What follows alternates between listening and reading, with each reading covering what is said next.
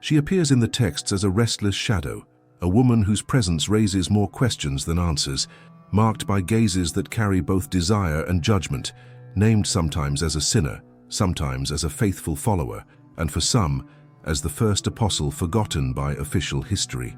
Mary Magdalene, a name that echoes a forbidden secret, enveloped in expensive perfumes and her hair loose over injured feet, a gesture that seems more intimate than religious, more human than spiritual. Her steps took her to places few have dared to tread, at the feet of a crucified man, at the door of an empty tomb, at the center of an invisible conflict between faith and power, purity and lust, redemption and stigma. Who was this woman really? A courtesan with mysteries in her gaze, or a disciple with revelations in her soul? The fragmented scriptures and apocryphal gospels paint contradictory portraits, as seductive as they are dangerous, suggesting that behind the name so often used to accuse, there was a story of power, desire, and perhaps a truth many preferred to bury. What if what you think you know about Mary Magdalene is just the version they wanted you to believe? In this video, we'll tear away centuries of interpretation, confronting the image of the sinner marked with oil and the possible apostle who witnessed the impossible. We'll explore forgotten manuscripts, hidden traditions, and symbolic details buried by the official narrative, revealing a scenario in which Mary Magdalene may not have been a marginal bystander, but a silent and subversive leader, a woman with a role so profound that it challenges the foundations of institutionalized religion. In the end, you'll discover a revelation forgotten for nearly 2,000 years, a sign hidden in an ancient text that could completely change how we view the female presence in Jesus's inner circle and why this truth may have been deliberately erased. The answer to the question, sinner or apostle, may not just be surprising, it may be disturbing. If this beginning has already made you feel that there's something much greater hidden beneath the surface of the story, like sealing an ancient secret in a sacred stone, and check if you're subscribed to the channel now, because there are still forgotten truths waiting to be revealed. Your every click keeps this search alive and prevents these ancient echoes from fading away again. And since you're here, stay with me, because this is just the first layer of what's yet to come. First-century Galilee was not just a dusty land of fishermen and scattered villages. It was a cauldron of cultural, political, and spiritual tensions. Amid arid hills and gnarled olive trees, Romans marched with polished sandals and gleaming spears, while Pharisees recited laws with mathematical precision, zealots sharpened daggers in secret, and the common people carried on their shoulders the weight of hunger and hope. It was a restless land, permeated with murmurs of a Messiah who would change everything. It was in this contradictory landscape that Mary Magdalene walked for the first time under the scorching sun, her bare feet pressing into the dust of narrow streets, feeling the weight of gazes that judged her without words. The city of Magdala, where its name took shape, was a vibrant trading post, with fish and fabric markets, the scents of oriental spices, imported perfumes, and coins clinking in leather bags. It was also a place where pleasure and transgression coexisted side by side with the most severe religiosity, a paradox visible on every corner. There, the cries of vendors mingled with the distant sound of singing from the synagogues. Women in light veils hurried past, averting their eyes from Roman soldiers who would smile only with their eyes, and men discussed prophecies in the shade of ancient fig trees. Mary Magdalene appeared in this space charged with an aura of ambiguity. Her presence was discussed in whispers.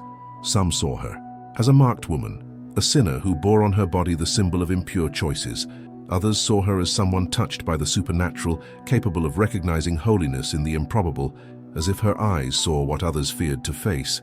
Her figure, with loose hair that gleamed in the sun and a sweet scent of spikenard, stood out in a world where women were trained to be invisible. The context in which she moved was a minefield of prejudice and opposing forces. Priests defending an unattainable purity, Roman rulers using religion as a tool of control, and a population divided between obedience and rebellion. In this environment, any woman who dared to step outside her pre-established role risked becoming a symbol, whether of temptation or inspiration. Mary Magdalene ended up becoming both simultaneously. Imagine walking down a street like this, each step marked by the silent judgment of some and the hidden desire of others, carrying a reputation that predates your presence, but also an inner strength that challenges the very fabric of that world. And you, how would you view it? As a threat or as a revelation? Comment below. Power in first-century Judea lay not only in the stone palaces of Roman governors or in fortresses built to instill fear. It manifested itself silently and strategically in the architecture of the sacred. The temple in Jerusalem, with its white marble courtyards and monumental staircases, was more than a place of worship. It was the epicenter of a system that dictated the spiritual, social, and political life of an entire people. There, priests in impeccable robes and golden adornments walked as if their feet did not touch the earth, mediating the faith of common men, while outside, merchants vied for space, selling doves and lambs for sacrifice. Every column, every bronze-clad gate, every crimson curtain represented an invisible hierarchy that decided who could approach God and who should remain on the margins. It was in this symbolic space of exclusion and privilege that Mary Magdalene's name clashed with official logic. The woman who was once called a sinner dared to move into environments where women were not protagonists, approaching a master who challenged the very structure of that temple, Jesus. Her presence in settings marked by masculine and religious power revealed an uncomfortable detail. Perhaps she was not the marginal figure that institutionalized history tried to consolidate. The architecture of power also manifested itself in the homes of the powerful, where banquets were served in rooms adorned with colorful mosaics depicting military victories or scenes from Greek mythology, reminding everyone that Rome was sovereign not only through arms, but through the culture that seeped into the folds of everyday life. The local elite, heirs to Hellenistic customs, sought status in luxury, while the common people survived under stifling taxes. In this divided world, Mary Magdalene represented a living breach of protocol, a woman who dared to approach a rabbi, touch his feet, dry his feet with her own hair, and listen to his teachings without asking permission from those who controlled the sacred space. For some, this was scandalous. For others, it was freedom. Imagine what it would be like to walk through these imposing buildings, feeling the cool marble beneath your feet, while realizing that each stone was erected to define who rules and who obeys. Now imagine someone like Mary Magdalene, who chose not to obey the invisible architecture of defined roles, using her presence as a silent rebellion. What would you have felt? Fear, fascination, or a strange relief at seeing someone break through these barriers? Behind the scenes of history, far from the pulpits and official decrees, there was a silent network of female alliances that shaped destinies. While men vied for positions in religious councils or carried swords in the name of Rome, women found ways to wield power in a world that saw them only as secondary figures. It was a complex game, woven with invisible threads of affection, influence, and survival, a chess game in which every gesture of loyalty or betrayal could change the course of entire families. Mary Magdalene emerged on this board as an unexpected piece. Unlike the wives of priests or wealthy widows who traded favors for status, her presence seemed to transcend traditional rules. Records associate her with circles of women who followed Jesus, funding his ministry, and challenging the idea that faith was solely a male domain. Among these women were wives of influential men, respected women in their cities, and others branded as sinners, all united by something not explained by political logic, but by a deep desire for transformation. This female network was powerful not because it occupied thrones, but because it influenced those who sat upon them. Kitchen conversations or discreet meetings in courtyards could decide alliances, spread messages, stifle scandals, or even sustain a movement deemed dangerous by the authorities. Mary Magdalene, with her ambiguous reputation, became a bridge between worlds. On one side, those marginalized by law and prejudice. On the other, people with sufficient resources to make decisions without arousing suspicion. There was also an emotional and sensual dimension to this veiled politics. The way a woman looked, walked, or positioned herself before a leader could be as strategic as any treaty. Mary's very presence, so often described with details of expensive perfumes and bold gestures, showed that power was not limited to the sword or parchment, but could reside in the subtle influence that penetrates invisible barriers. Imagine a room full of men discussing power, while in another space women exchange information, deciding who to support, which secrets to keep, and which to reveal, moving pieces unseen. Mary Magdalene was in this kind of scenario. but with something more, a faith that challenged both the politics of Rome and the orthodoxy of religious leaders. And you, upon hearing about these hidden female alliances, would you feel fear for their quiet strength or admiration for their boldness? At the heart of ancient traditions, rituals were the boundary between the common and the sacred, between body and soul. Women learned from an early age the art of preparing their bodies not only for survival, but for influence. Long baths in water mixed with aromatic herbs, anointings, with expensive oils like spikenard and myrrh, massages with heated stones and fine fabrics, all were part of a preparation that went beyond aesthetics. It was an act of silent, almost liturgical power. Every perfume had a spiritual meaning, every piece of fabric a veiled intention. Mary Magdalene knew these secrets. In an episode recorded in the Gospels, she anointed Jesus' feet with precious oil and dried them with her loose hair. This scandalized some present, not only because of the intimate gesture, but because of the boldness of a woman using a perfume intended for royalty or worship and applying it to a man accused of being subversive by the religious system. For some, it was an act of seduction. For others, a ritual of spiritual surrender. But regardless of interpretation, the act had a power that transcended time. The body used as a symbol, the perfume as a message, the touch as a breaking of a cultural barrier. These feminine rituals, often performed away from male eyes, conveyed ancestral wisdom passed from mother to daughter, from master to apprentice, which included not only beautification, but also techniques of presence, gaze, posture, and conversation. It was a way to build power in a world where the female voice was often silenced. The image of Mary Magdalene, with her expensive oil bottles and flowing hair, is a reminder of this universe. By approaching a man considered sacred and touching his feet, she dissolved the distance between the taboo and the divine, between the profane and the sacred, leaving everyone around in an uncomfortable silence. What if you were in that room, feeling the scent fill every corner, watching an act that seemed both intimate and sacred, wondering if it was devotion, daring, or a secret code of power? Perhaps even today that question lingers in the air, just like the scent of that ancient oil no one has forgotten. The chambers of the powerful were not mere resting places. They were spaces created to manipulate emotions and perceptions. The bedroom of a king or a man of influence at that time functioned as a sanctuary of power and desire, a place where alliances were forged, promises whispered, and secrets kept hidden beneath silken veils. There, the environment was prepared to induce sensations.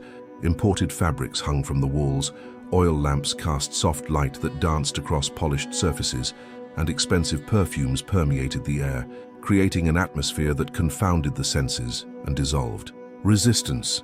It was in this kind of environment that gestures took on amplified meaning. A touch, a look, or a movement of the body could redefine destinies. Mary Magdalene, often remembered for her perfume of spikenard, a luxury reserved for the few, and her striking presence brought the same symbolic weight to any space. Some accounts suggest that she moved confidently between different social spheres, from ordinary homes to more sophisticated circles, places where women rarely took center stage, without paying a high price. The room prepared for seduction depended not only on who inhabited it, but also on who dared to cross its threshold. The fusion of eroticism, spirituality, and power created an almost irresistible magnetic field, a force that Maria seemed to master with ease. There is no direct record of her using these environments to influence leaders, but her own reputation, whether unfair or not, points to a woman who possessed the ability to transform spaces of submission into stages of silent feminine authority. Imagine standing before a bed covered in fine fabrics, the air saturated with sweet, warm scents, torches casting fluid shadows on the walls, and a woman crossing that space without asking permission, carrying a bottle of perfume so expensive it was worth a year's salary. The scene alone would be an affront to the established order.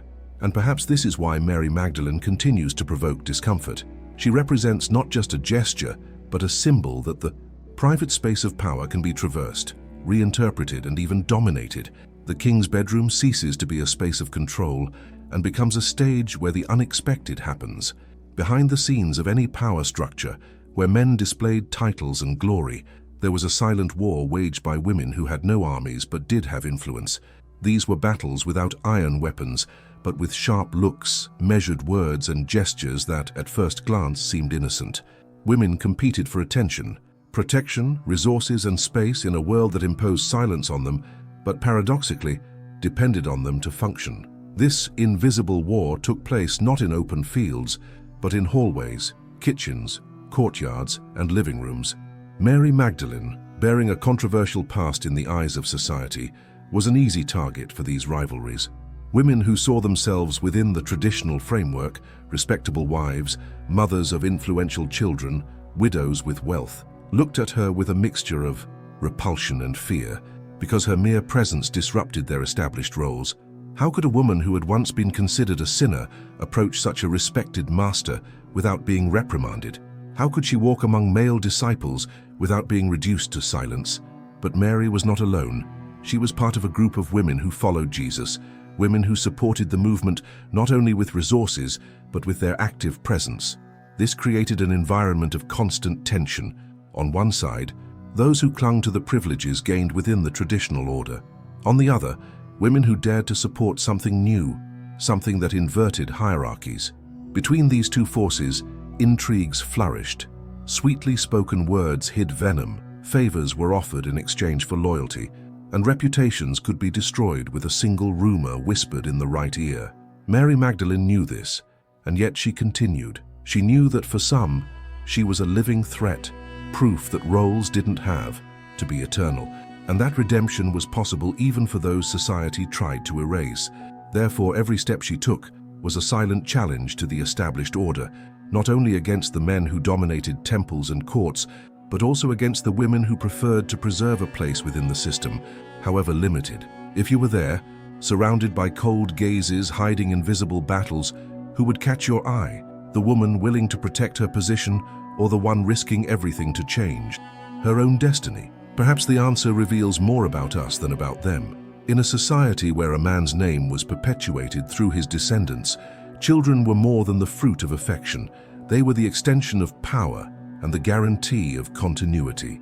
Every inheritance, every alliance sealed by marriage, every womb capable of producing a successor, represented a strategic piece in a chessboard of influence that spanned generations. Women, often deprived of a voice in assemblies and judgments, exerted their power through what they could control: the birth and education of children, the silent administration of inheritances, and, above all, influence over who would inherit not only possessions, but also ideals. Mary Magdalene observed all this from outside this traditional logic. There were no records of children to guarantee her position, nor an inheritance of land or business to shield her from social judgment. Yet, she was at the heart of a narrative that would influence centuries. Her presence close to Jesus, witnessing crucial events, raised dangerous questions for the established order. How could a woman without these traditional tools of power occupy such a symbolic space and remain there? The answer lay precisely in what she represented. Mary Magdalene was not heir to property, but to transformative experiences. Her inheritance lay not in sealed parchments, but in the collective memory that placed her as the first to witness the resurrection, a garment that, for many, elevated her to a spiritual status beyond any earthly title. This generated discomfort among those who built their power on bloodlines and contracts signed in the shadow of stone columns. Control over the future, so closely tied to the transmission of wealth and names, was challenged by a woman whose relevance arose not from motherhood or inheritance management, but from the courage to speak out. This reversal of values was a silent blow to the very fabric of that society, a reminder that influence lies not only in what you possess, but in what you witness and share. And perhaps that's why Mary Magdalene still provokes both discomfort and fascination today.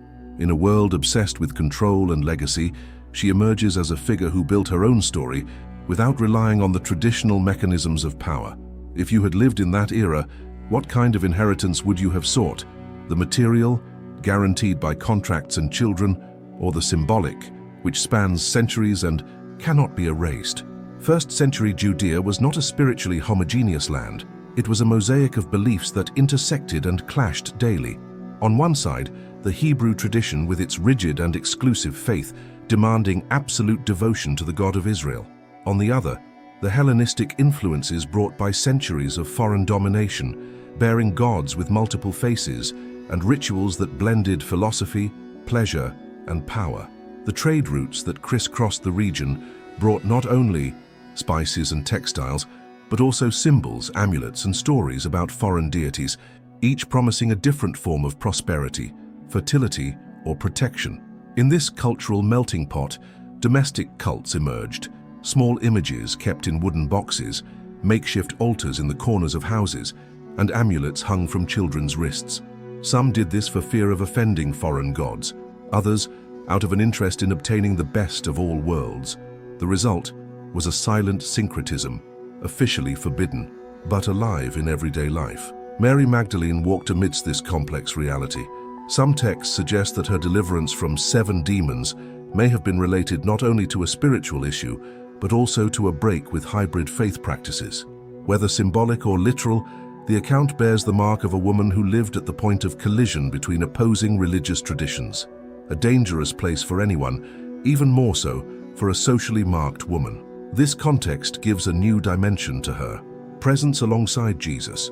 She appears not as someone bound by confusing rites or multiple gods, but as a witness to a radical transformation, someone who abandoned old paths for a single truth and who, for this very reason, became a symbol. This change was not merely personal, it was political, spiritual, and even cultural, an act of resistance against the religious chaos that confused hearts and blurred boundaries. Now imagine living in a world like that, where a simple amulet could be seen as protection or a betrayal of one's faith, and where every spiritual choice could cost not only one's reputation, but also one's life. It is in this environment that Mary Magdalene emerges as a watershed moment, and perhaps that's why her story still troubles so many, because it forces us to ask what faith we truly carry when no one is looking. Power sustained by desire is like a flame fueled by oil, intense, yet always on the verge of consuming its own vessel.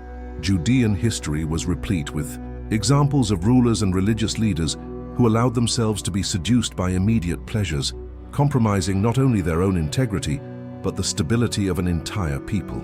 The luxury of palaces, the endless banquets, the alliances built on beds rather than treaties, all of this slowly eroded the foundations of a system that claimed to be sacred.